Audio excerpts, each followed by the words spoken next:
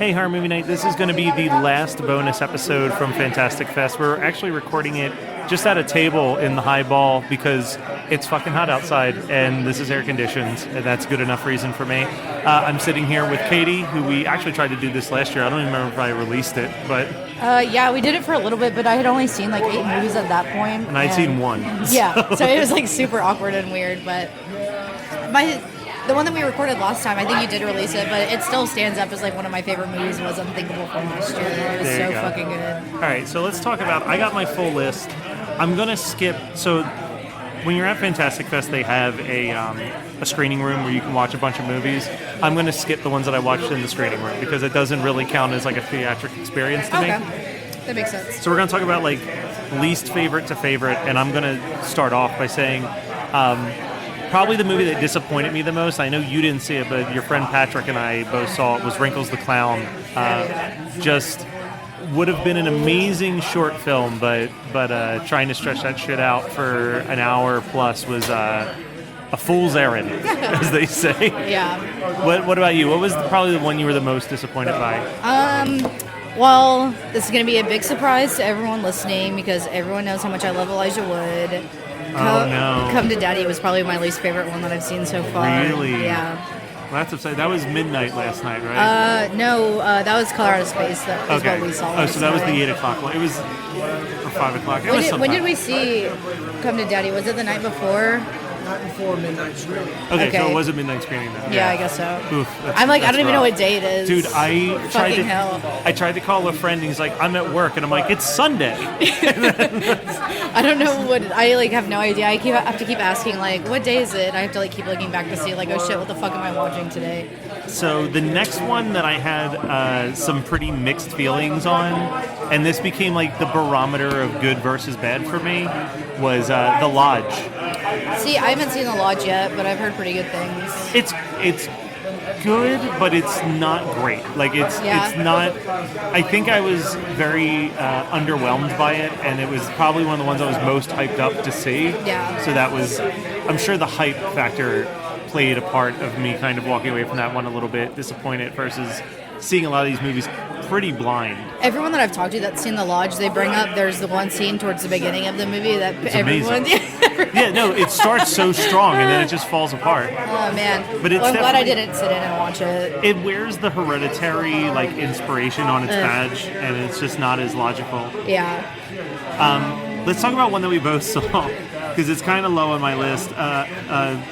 We've called it everything from Jolly Ranchers to Gelato. But it's an Jollikatsu is how you pronounce it. Thank Jollikatsu. you. It's an Indian horror film. I guess horror film. I don't know what you would call it. I would call it more of like a suspense thriller than horror. I think my problem with this movie was a lot to do with how it was described in the program. Was not an accurate description there's of what it was. people calling it Jaws. They were saying it was like Mad Max, and like it was nothing. And like that, if anything, the closest thing to it would be fucking Snow Day or Braveheart. Like that's like the only two things that I can even fucking think of. But last night after we left the festival, dude, we went on for like an hour and a half, like talking about how I came up with the greatest name for it, Terror Bowl, like TRROR Bowl, or what was the other one that I came up with? Yeah, it was a really good one. Fuck. But God damn it, I can't believe I can't remember what it was. But it was like we're just coming up with like new things and like how like we're gonna make the second and third ones of it, and they're all gonna be on fucking sci-fi. It's just like it was ridiculous. The sequel could be called Too Terrible. It was, and then God, I can't believe I forgot about it. What else I had said? But we went off. We wrote like 4 other like sequels to it. It sucks because it's so beautifully shot. Like the camera work in it is incredible. It is. It's really good. Did you ever see Tumbad that I saw? I think you should watch it when you get home. Okay. That's like one of my tops from last year. I made Scott watch it and he said it was the worst thing ever, but don't listen to fucking Scott. But he knows I hype movies too much. That is like my biggest fault is I hype movies too much and then other people don't have the same. That's me. You 100% hype your movies too much. Yeah. What else have you got that you want to talk about? All right. Let's see. All right. Joe Begos, man. You do love this guy. Movies. Oh my God. I've never seen anything else that he does. Yeah, I've never seen anything else that he's ever done, but I've only ever seen these 2 fucking movies, man. VFW which was fucking wild. It had the dude from the Warriors in it. It was fucking dope. It's just a bunch of old fucking dudes like beating the shit out of fucking like punk kids that are all hyped up on fucking drugs. It's fucking great. How could you go wrong? And then you saw Bliss as Bliss well. right afterwards, which both of these movies are just so like visibly pleasing, and it's just like fucking just a bunch of bullshit. That one is like a girl is like a painter. It's kind of like have you seen Velvet Buzzsaw? Not yet. I want to see it, though. It's kind of like Velvet Buzzsaw, where it's like the paintings are like she like needs inspiration because she hasn't painted in a long time. She doesn't have any fucking money. She can't pay rent. Whatever. She goes to her drug dealer, who's Graham Skipper, and he like gives her this new drug called Bliss, or it's called El Diablo or something like, or Diablo. It's pretty much just like cocaine mixed with something else. And then so she does that, and then she meets up with her friends. She like turns into a fucking vampire, and like she like finishes this painting and stuff like that. And so it's just her like fucking being a vampire on drugs the whole fucking movie. Soundtrack is like phenomenal. It's so great, and I'll definitely like watch that again. And it was shot in 16 millimeter, and then it was presented in 35. Yeah, they did it in 35, and we were the first audience ever to watch it in 35, other than him and his like producer. Let's talk about another one that we both saw, Memory, The Origins of Alien. Yeah, first of all, let's not talk about the fucking short in front of it where you see a fucking live birth. You see it all. Holy shit. Yeah, that was not, especially, I feel like I would have been way more forgiving if it was like mid-afternoon, but it was literally the first movie that we saw. It was like, that was my wake-up call. I feel like my experience for it was way worse than anyone else's because I was extremely hungover yesterday morning, like to the point where I like almost threw up walking down the stairs. And so for me to have that, the first thing I see when I wake up in the fucking morning to come watch a movie is a fucking birth happening.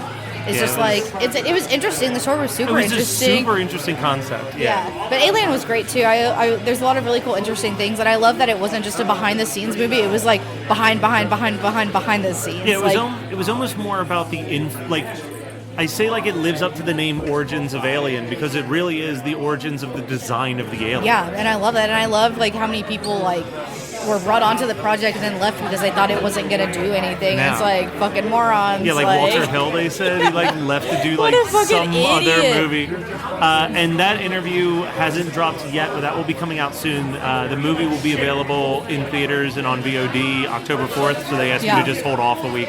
Oh, yeah. I mean, it was great. It was really good. It was interesting to watch. It was the only documentary I've seen here.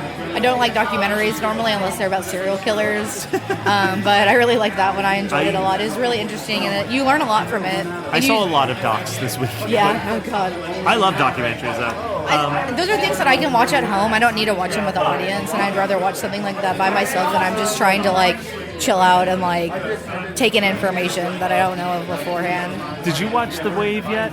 No, I didn't. I sure did sit next to Justin Long yesterday though for Jallikatsu. Him and I talked a little bit about the movie and stuff like that too. Yeah, I talked to him a little bit about The Wave and told him just reminisce the story from when I lived in LA, but that's not worth putting on the air. But yeah, The Wave is good. You've heard the interview possibly by now, but yeah, good movie.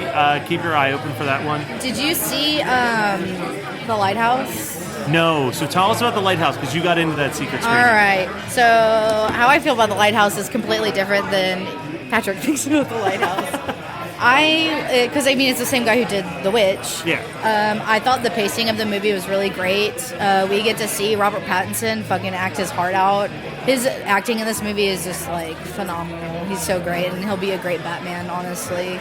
It's just like, it's so great. Like, it's just the pacing of it, like the imagery of it is great too. And like, you also find out like from the Q&A that he did was that the seagulls aren't, any of them are trained. Like there's 3 trained, like professionally trained seagulls, and the other ones are just live, just doing whatever around. And like when you see it, you're gonna be like, holy shit, I can't believe these fucking seagulls are just doing this. It's not CGI or anything. So that movie is one of the films that I've been seeing pop up a lot on lists of like potential movies that might get nominated for some Academy Awards. I could see that. I feel like as if it's a lot more like the pacing's a lot better for like the normal audience. Yeah, than The Witch because it's just like a little bit like more long-winded, but it understandably it moves a little so. bit faster pace. Well, the other movie that played that has a lot of Oscar buzz was the other secret screening of Dolomite Is My Name. Oh man, let me tell you, when I found out that was going to be the secret screening, I was so fucking pissed. Yeah. I was so mad. And especially because I switched out of Synchronic to go see that. Yeah. And so I was like, God damn it, I'm going to see this fucking Eddie Murphy movie, whatever. I cracked the It's fuck amazing. up the entire movie. I keep telling people it's literally Ed Wood for blaxploitation Oh my cinema. god. It's just amazing. Fucking Wesley Snipes' character is fucking so great too. Everyone oh my brings god. the thunder in it. It's great. Really, when I heard that was like getting some Oscar buzz, I was like, no. But I Yeah. watch it now. I'm like, I could see some best actresses, some best supporting actors. I could even Yeah. see a best picture nomination. With Oh that yeah, movie. definitely. Oh my god, I like it. Literally just flipped my perspective on it. It was so great and it's amazing. And I've already told like so many people that they need to watch it. My dad would love it. And I already told Yeah. him, and he was like, "Oh yeah, I'll watch it." So I'm actually, when we're done this interview, going to be watching the screening of The the original original? because I'd never seen it before. really, Yeah. yeah. I mean, it's pretty much like frame for frame, like the same movie, like including like the ceiling scene and like Yeah. and like in the like back of the trunk and everything like that. It's like everything is just like super similar. They put a lot of heart into that movie for sure. Did you get to see Vast of Night? No, I'm seeing that tonight. Okay, so we'll hold off on that, but I will say Vast of Night is the movie I'm most... Well, there's two movies that I'm really disappointed I didn't get interviews for because I love them so much, and Vast of Night was incredible. The other one was VHS, was really, really fun. I know some people didn't like it, but it was right up my alley for my sense of humor. It was basically just a sketch comedy movie.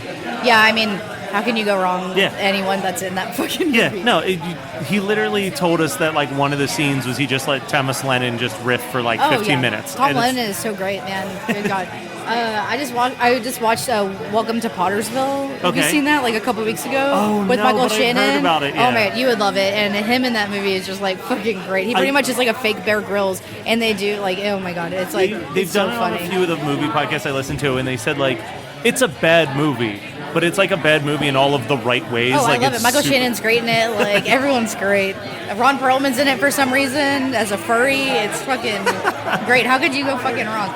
But I will say I do want to talk about the death of Dick Long. Did you 'cause see that's- that? I still haven't seen it, but that's the one Oh, everyone's talking about. Man, well, A24 like picked it up, like went through the process with it, I believe, and everything Nice. like that, and like it's a great fucking movie. It's and they crazy. actually get and- movies in theaters, so that Yeah. one might actually be one that you can see It's- near anybody listening. well, I don't know. I don't know if it will.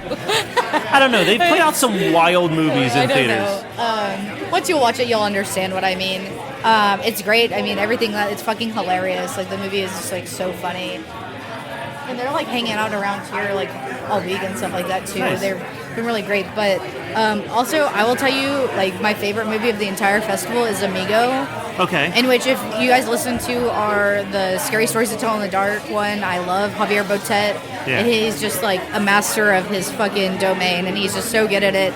It's a very serious role. They filmed it in 1 week, and he's just fucking great. It's pretty much like Misery, and then like him and his friend get into an accident with Javier Botet and his wife, and the wife dies, and he's like severely injured, and so the friend has like survivor's guilt Yeah. and has to take care of him, and it's just like Misery pretty much, like where he's like, I don't want to fucking be in this house with this guy anymore who has like survivor's guilt, and like he starts like hallucinating and stuff. He runs out of his medicine because like the snow is so bad and stuff like that, and it just like you can only imagine like the shit that's going on. It's just like such a beautiful like piece of art, and it's just so Nice. great. Very nice. What else? So I will say, while you're looking at your list, the last two that are probably my top two for the festival were Worm, which I posted an interview for, and After Midnight, which I posted an interview for. Both phenomenal movies. I realized I skipped over it on my list as well, but also big shout out to the Mortuary Collection, which was just, I mean, I love anthology films, and I told the director this after I left the interview, but like, you know, I stand by, I think the three greatest anthology films ever were Creepshow, Tales from the Hood, and Trick or Treat, and this is right there at number 4. It is the best anthology film in years. Yeah, I didn't see it, but I really want to. I'm gonna have to wait till it hits theaters or like Yeah. VOD for sure. But I mean, I've heard mixed from it. I loved it, but I mean, I also like, it's very Tales from the Crypt. Like, Yeah. it's that Tales from the Crypt humor.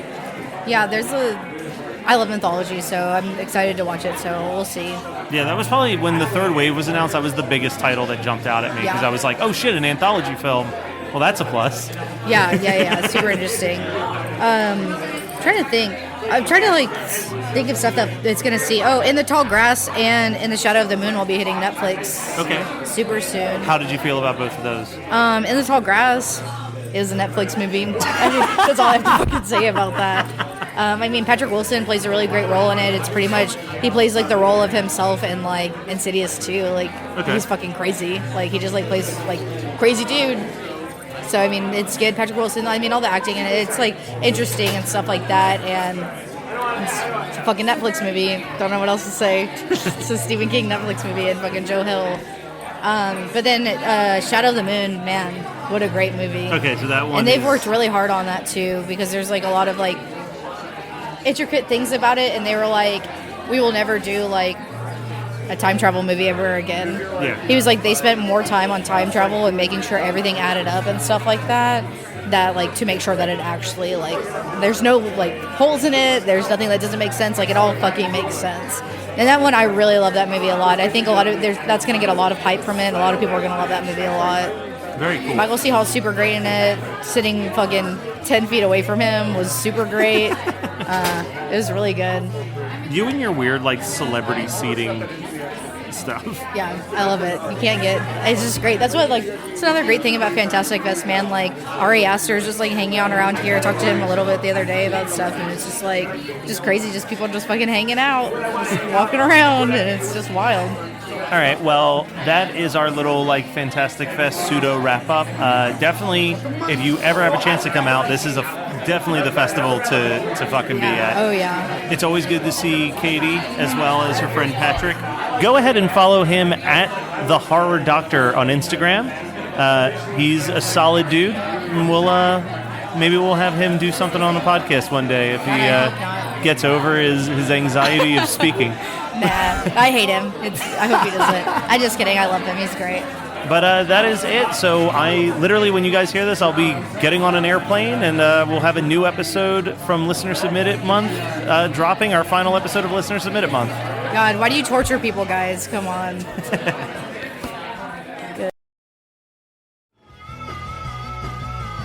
You're listening to the Geekscape Network.